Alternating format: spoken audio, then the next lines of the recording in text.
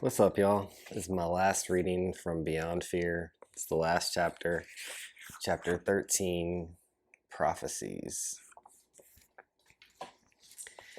Human beings have always been aware of their own mortality, and they have craved to know the future. Every age has had its prophets and its prophecies. Prophecies worldwide and in all time periods have agreed in one fundamental way. They are about the evolution of the human species. In this chapter, Miguel will recapitulate the Toltec's silent knowledge as he leads the reader toward a summation in prophecy. His central thesis is that all humans together form one living being, which is an organ of planet Earth. Each human is to the Earth what a single cell is to a human body. Cells live and die continuously in our body. In the same way, humans are born, they mature, and they die. The constant replenishment of humans keeps the human organ of the earth alive, just as new cells keep the human body alive. We are observing, on different time scales, the same process of physical life giving way to physical death throughout the universe. Humans are multidimensional in matter, multidimensional in the mind, multidimensional in the soul, and unidimensional in spirit. In matter, we find that our bodies are made by billions and billions of little living beings that we call cells. Every cell is an individual that we can take out of the body, put in the laboratory, and it will stay alive, yet it will continue to be a part of our body. A liver cell has no awareness that it is part of a whole being with an awareness of itself as I am. It does not know that together with all the other cells in the liver, the brain, the heart, the bones, and all the cells throughout the body, it helps to form this single living being. A single human being is one part of the organ that is humanity. The totality of all humans forms one organ of the planet Earth. Planet Earth is alive, and it has its own metabolism. There are many organs in this beautiful living being. The atmosphere is an organ, the oceans are an organ, the forests are an organ. All of the animals are an organ, and we are all that they are. We are the air, we are the oceans, we are the animals that exist on planet Earth. And we have communication with the other organs in the same way that the liver can communicate with the heart and with the brain.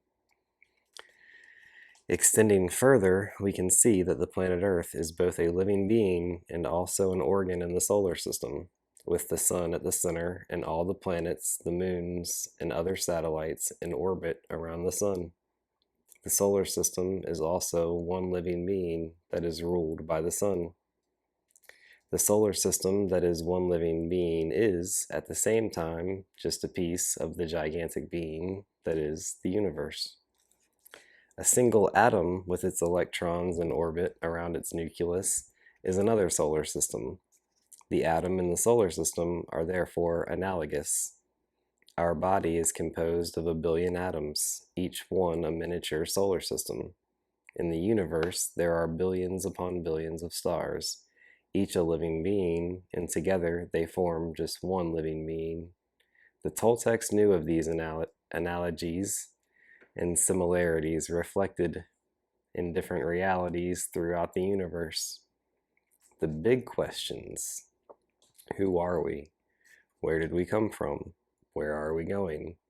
Are resolved in the Toltec point of view, which is that we are everything there is.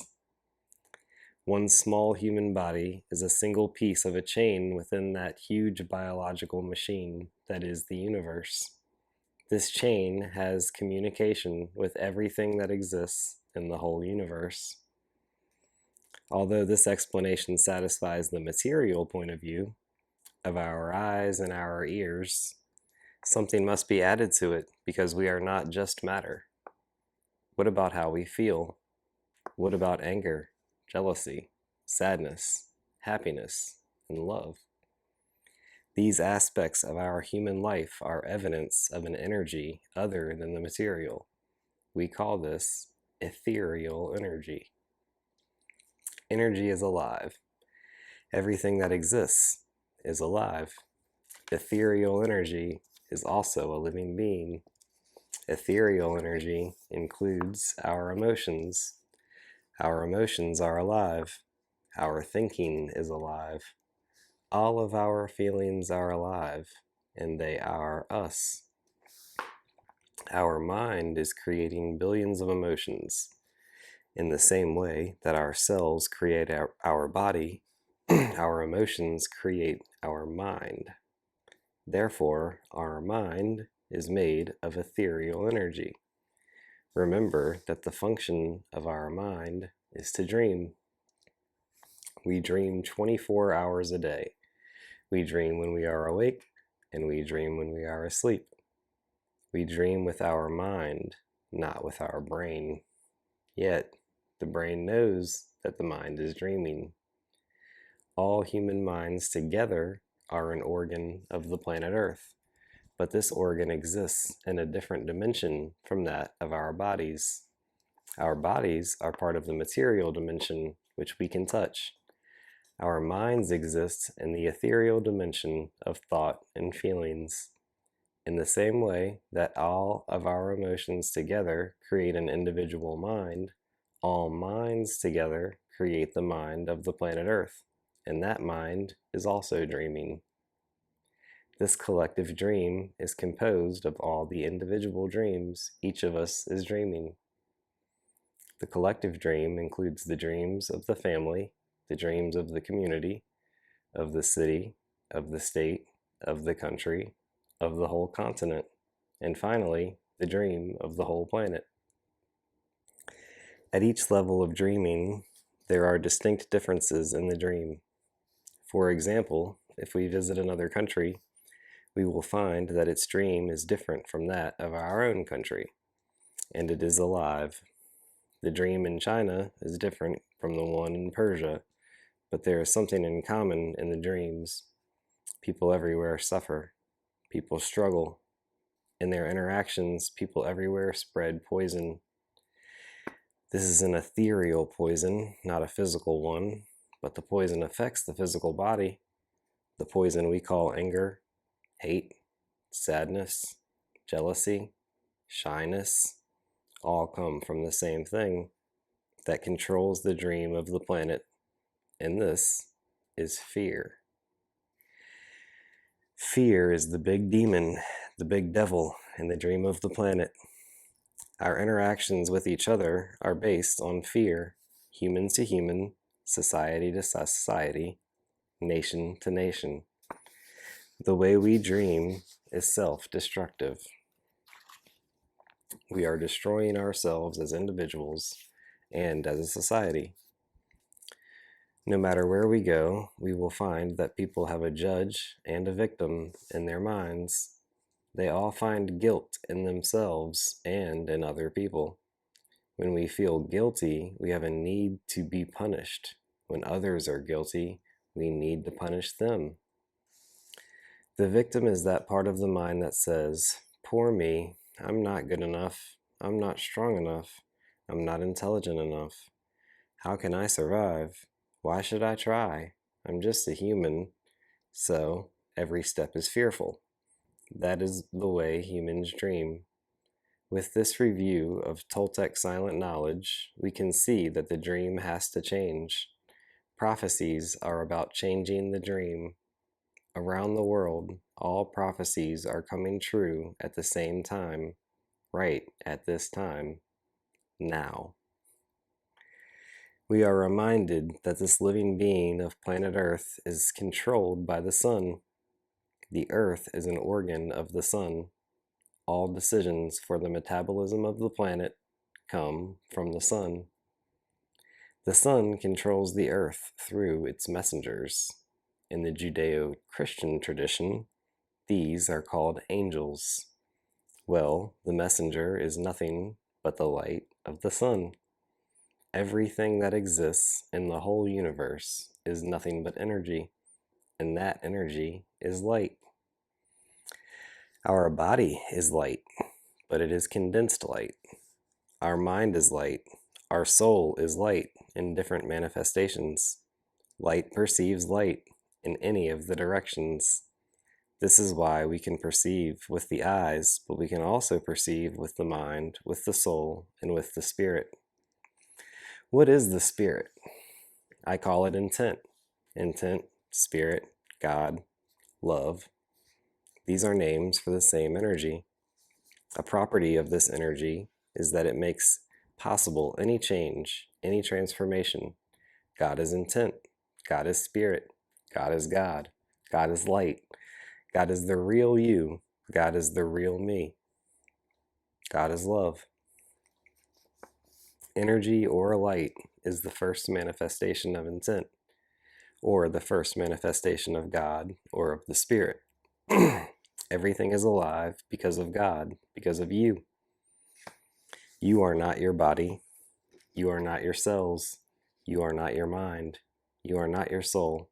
You are light. You are life. Without you, your body will just collapse. Without you, your soul will collapse. Your essence is light. Light is everywhere. Light is alive, and it is a living being.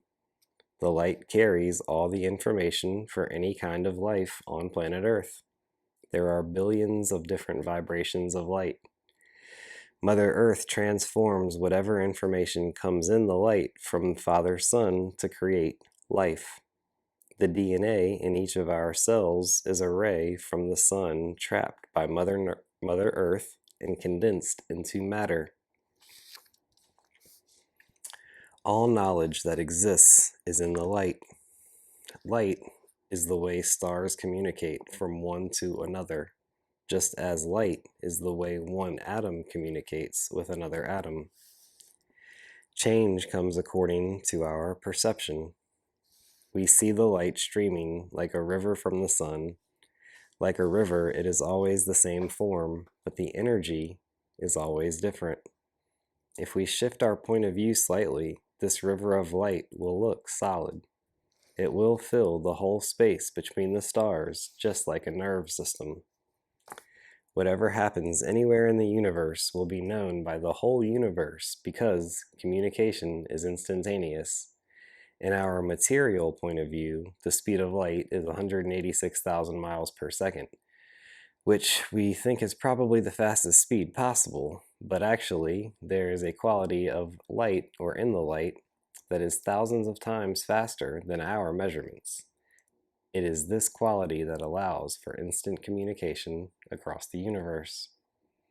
Everything we perceive in the material world is a light that enters our eyes as a reflection from objects. We do not actually see an object. We are dreaming what we see. We create the entire reality in our minds. In our dream, what we think of as matter, I call the frame of the dream. The frame is the same for everybody. We dream with the same frame. The frame gives us the direction of time and space. It makes us feel safe. As soon as we interpret what we are seeing, we find that each of us makes a different interpretation because we dream a different dream. Each of us has our own dream based on everything that we believe. To illustrate this truth, or this idea, think of 1,000 new computers exactly alike, each completely blank without information. As soon as we put information into these computers, each will be different. This is what happens with human beings. Our mind is a biological machine, like a computer. There is different information in every human being according to the person's experience. Each one has learned differently from parents, society, school, and religion. The information that we put in our computer is what will teach us to dream. It tells us how to interpret what we perceive. Each human computer has a name, but a name is only an agreement we have made. I am not really a human being named Miguel Angel. You are not a human being either. We just agree that we are humans. Everything that we put into our computers is an agreement. It is not necessarily good or bad, right or wrong. It is just information. According to that information, we perceive the world and call it reality. This information is the source of our limitations. We create images about ourselves and about everything else. We then want to believe in those images. The process of putting the information in the computer is the domestication. We are all animals that were domesticated by other animals, other humans. We were domesticated in the same way that we domesticate dogs, by punishment and reward. We domesticate our children the way that we were domesticated. We are afraid to be punished, and when we are afraid to not get the reward, we create images of ourselves designed to please others. We want to be good enough to please mom and dad, the teacher, society, the church, and God. Our behavior depends upon the image we have created about ourselves, with all those limitations. What others think about us is very important to us. We guide our lives with reference to others' opinions. We try to please everybody else rather than ourselves. The dream of the planet held by all of us is the same. When we rise out of the dream of the planet and out of our own dream, we find that what we have thought of as truth is nothing but information in our computer, and it can easily be changed. We resist change because we are afraid. Fear controls life. Fear controls our dream. The evolution of humanity is the evolution of fear in the planet Earth. From outside the planet, we can see that evolution of the whole human race is akin to the life of a single living being who is born, grows, and reproduces, and will transform. Everything is indestructible, really. It does not die, it transforms. The progress of evolution has a certain logic. The living being of all humans combined will undergo changes in the same way that a single human changes. Imagine a young girl, 11 years of age. She will soon have her first period and become a woman. When some of the organs in this little woman change, that information is known by the brain, and the brain will push other organs to create certain kinds of hormones that will complete the cycle. The process will be controlled by the brain. The maturation process of the woman is comparable to that of the human race as a whole. When certain transformations of body, mind, and soul occur in some humans, the sun, via light messengers, will know, and the sun will change the quality of light it transmits, sending a different message to the human organ of the earth. In turn, this change will cause the whole of humanity to change. At this time, humans are finally leaving their childhood and becoming mature. They have more clarity. Their reason is surrendering to their intuition. Their way of dreaming is changing. Fear was necessary to promote the growth of reason and mind. Reason prepared the mind for intuition. Human beings are multidimensional. In addition to the body and the mind, we are all formed of light from the sun. The real core of a human being is a personal ray of light in connection with the sun. Therefore, whatever happens in the single human is known by the sun through the light. Any change occurring in a single human affects the sun, and its response affects the rest of humanity. This is the process of human evolution. Once we find our personal ray of light, we can shift our point of view to the sun and see the human race all at once. I teach my apprentices to find that ray of light, connecting them to the sun. When they can do this, the silent knowledge enters their mind, and they just know without thought or fear. Humans who can do this are prophets who point the way for others. Today, we are becoming mutants because our mind is changing. We are aware that we are dreaming, and we are controlling our dream. Automatically, we are rejecting one quality of light and accepting another. And as we do this, we are modifying our connection to the sun. We do not need to work for it to happen. It is occurring already. All modifications come from the sun. The sun is enormously more intelligent than any of us. It has supreme intelligence. Humans all over the world have recognized this. Ancient Egyptians worshipped Ra, the sun god. In Teotihuacan, they also knew that the sun controls the earth. They were aware that at certain intervals, life on this planet changed when the sun changed. According to the Toltec calendar, which is also the Mayan and Aztec calendar, there have been 5 suns prior to the one that exists now. Their prophecies said that there would be a huge earthquake in Mexico's biggest city of Tenochtitlan. In 1986, this earthquake struck Mexico City, which is modern Tenochtitlan. It was predicted that after the earthquake, there would be a 5-year period of rest until the new sun was born. In January of 92, the new sun came. The 6th sun has a different quality of light, and it will transform the dream of the planet. It will transform the human mind, making it more aware of itself as a light being connected to the sun. As an individual, you will speed your own evolution if you just open yourself to who you really are. All the masters on earth are trying to tell you the same thing. And this is that you have something wonderful inside you which you can open to. The mind is a living being. The mind eats and digests the emotions which come through ideas. As more and more masters speak of the silent knowledge, more and more humans will ingest these ideas. The ideas will transform the information in their computers and give them a chance for a better life. This is the prophecy for the next humanity. Human beings will know who they are. They will communicate with one another. They will love each other. They will stop judging, and they will control the dream. They will be happy. When Jesus tried to explain all of these things 2,000 years ago, he spoke of a new way to see God. They crucified him.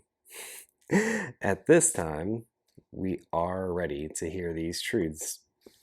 We think we are the most intelligent species on Earth, but we are only a small piece of intelligence.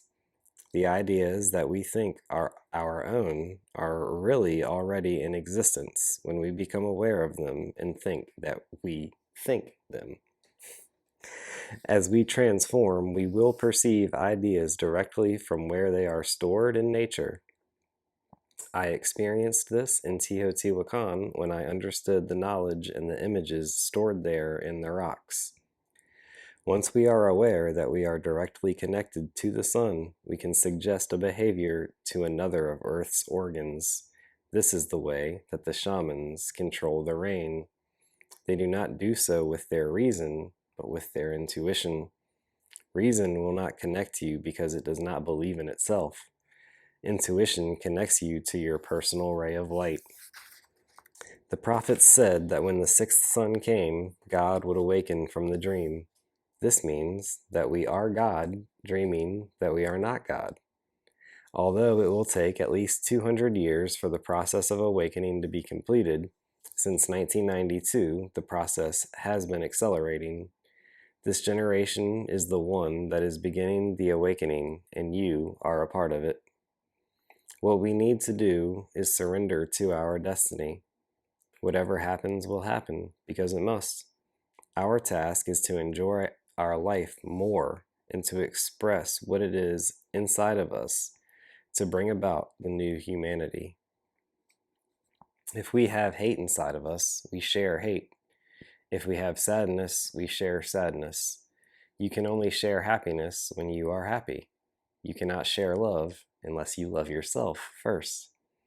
The dream of the planet will not change without resistance, just as we cannot change our own dream without experiencing resistance. The new dream is already here and growing, but the old dream wants to hang on to guilt, anger, the judge, and the victim. The human pattern of spiritual growth is like an inner war where we face ourselves. We are the most severe judge of ourselves. Each of us will go through a crisis of surrender, but afterwards, our capacity to love will increase. The parasite who lives inside our mind, constantly trying to undermine our progress with emotional poison, will gradually give up and become our ally.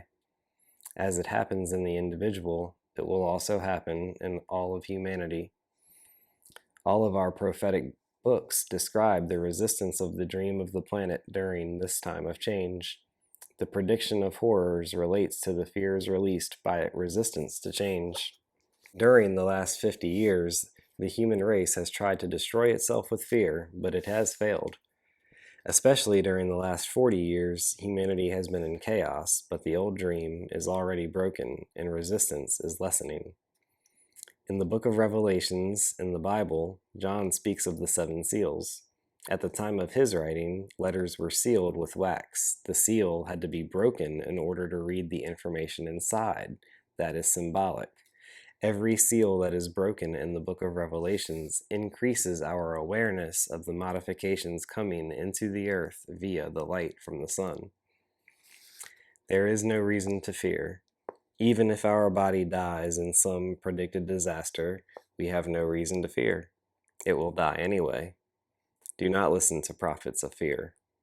Don't be guided by them. The old dream of the planet is using many channels to create fear. Even the gods are trying to create fear and panic because the gods eat human emotions and they crave them. Jesus, Buddha, and Sai Baba, the contemporary holy man in India, have lived lives without fear. They did not cause fanaticism. Their lives were their messages more than their words. The next 200 years will be a time of growth, with the transformation moving faster and faster. There will then be a period of at least 3 or 4 thousand years of peace until a new cycle begins. A dream is biological. It is born, it transforms, and it dies. The story of evolution repeats itself like a spiral, rising higher and higher, then it goes downward again. Life, too, goes in cycles. When you know those cycles, you can predict what will happen. You need only know what stage of evolution we are in now to be able to see the future. We are now in a major period of transition. There are 3 parts to the cyclic pattern of the dream of humanity. In part 1, which is the darkest time, reason controls the dream. In the second stage, reason and instinct or intuition are mixed. This leads to a fast period of growth and transformation. In the last stage, destruction occurs in order to rebuild the dream. Today, we are almost at the end of that part of the cycle in which reason and intuition are mixed. Intuition is going to rule the next period. Intuition is about trusting. It is knowing without thinking, without doubt. This is where we are in the cycle.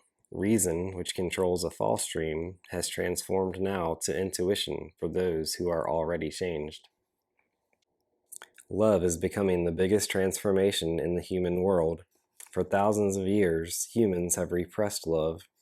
They forgot what love means. When we say, "I need you," that is not love. That is possessiveness. If we feel jealousy and we want to control another, that is not real love. Possessive love is like any other need of the human body.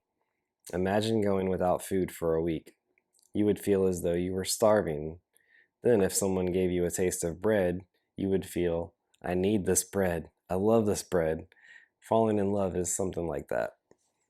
When we were children under 4 years of age, our emotional body was made to perceive love. Then domestication began, and fear began. Fear took the place of love. Every time we started to express our love, something in us repressed it. We felt hurt, and then we became afraid to love. We limited our love to just a few people. With others, we would say, "I love you if."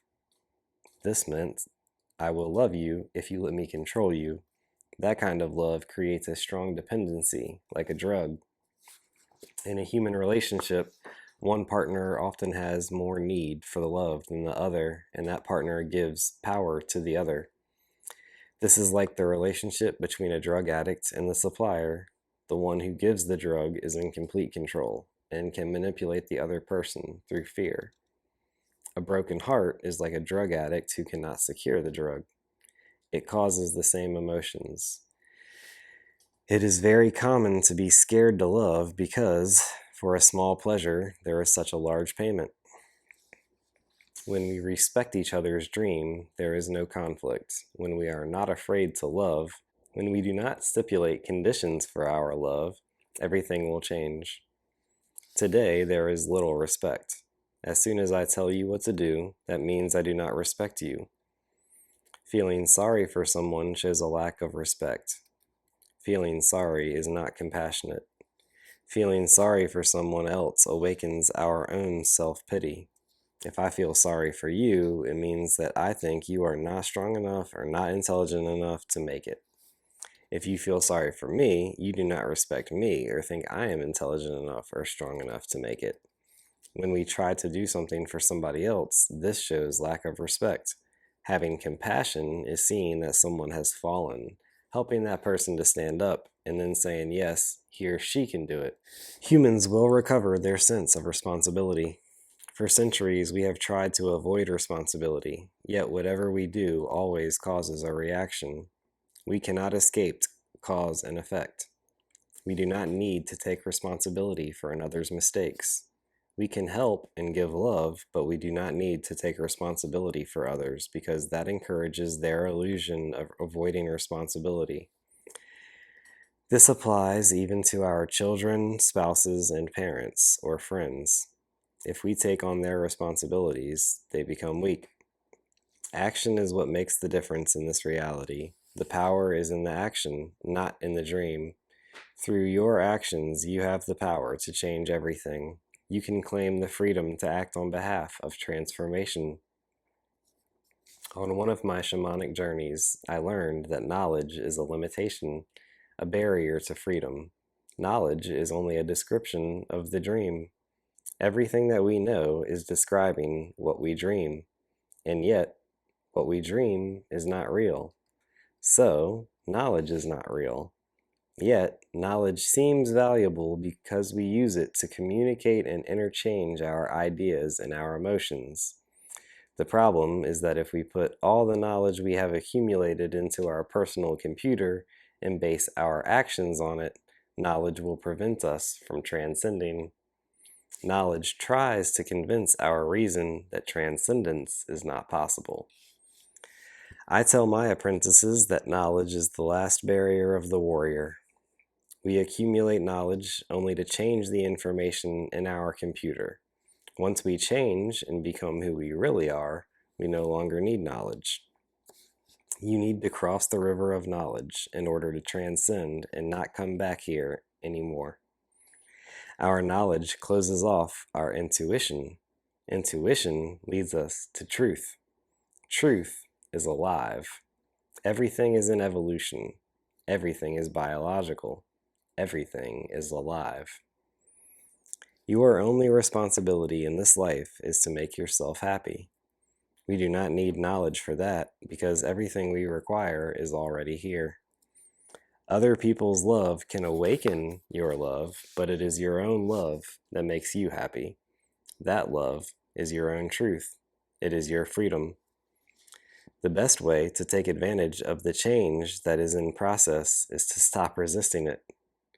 We are not here to please others. We are here to please ourselves. You can do whatever you want. If you focus your intent, there is no doubt that you will get what you want. This is true for everyone. The Toltecs were the supreme artists of the Americas. They expressed their sense of beauty with great skill in all ways.